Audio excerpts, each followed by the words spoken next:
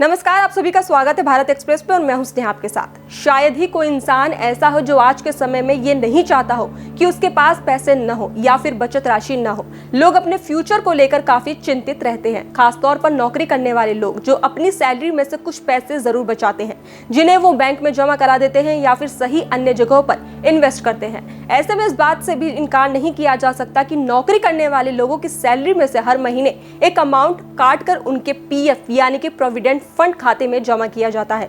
इस पैसे को आप नौकरी के बीच में और छोड़ने के बाद या फिर पेंशन के रूप में भी ले सकते हैं। लेकिन क्या आप जानते हैं कि अगर पीएफ खाता धारक की किसी कारण मौत हो जाए तो फिर उसके पीएफ खाते में जमा पैसे किसे मिलते हैं? तो चलिए आपको बताते हैं इसके बारे में।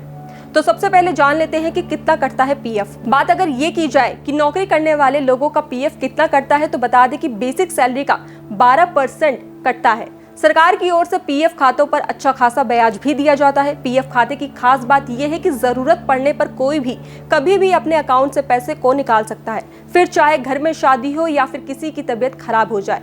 ऐसी सिचुएशन में आप पैसे निकाल सकते हैं। मृत्यु के बाद किसे मिलते हैं पीएफ खाते में जमा पैसे? अगर किसी व्यक्ति की अचानक मृत्यु हो जाती है तो फिर कर्मचारी ईपीएफओ यानी कि एम्प्लॉयज प्रोविडेंट फंड ऑर्गेनाइजेशन के नियम के मुताबिक खाते की पूरी राशि नॉमिनी को सौंप देता है। पीएफ खातों में पहले ही नॉमिनी का नाम दर्ज कर दिया जाता है। इसके बाद नॉमिनी पीएफ खाता धारक के खाते की राशि के लिए डेथ क्लेम हासिल कर सकता है। इसके लिए उन्हें पोस्ट ऑफिस या फिर ईपीएफओ की आधिकारिक वेबसाइट पर दिया गया डेथ क्लेम फॉर्म भरकर क्लेम राशि के लिए अप्लाई कर सकते हैं।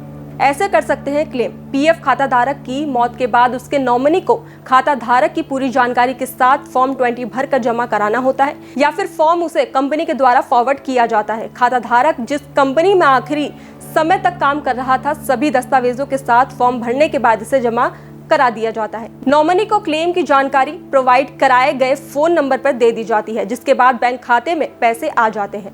इन दस्तावेजों की होती है जरूरत। पीएफ डेथ क्लेम करने के लिए आपको सबसे पहले नॉमिनी का पीएफ अकाउंट नंबर, नॉमिनी की बाकी जानकारी, नाम, पता, पहचान पत्र और मोबाइल नंबर के साथ कुछ जरूरी दस्तावेज जैसे death claim form, PF account, health death certificate और अकाउंट होल्डर का पासबुक जरूरी होता है। बता दें कि अगर पीएफ खाता धारक का कोई नॉमिनी नहीं है तो फिर अमाउंट कानूनी उत्तराधिकारी को मिलता है। फिलहाल खबरों में बस इतना ही। बाकी देश और दुनिया की तमाम खबरों के लिए देखते रहिए भारत एक्सप्रेस।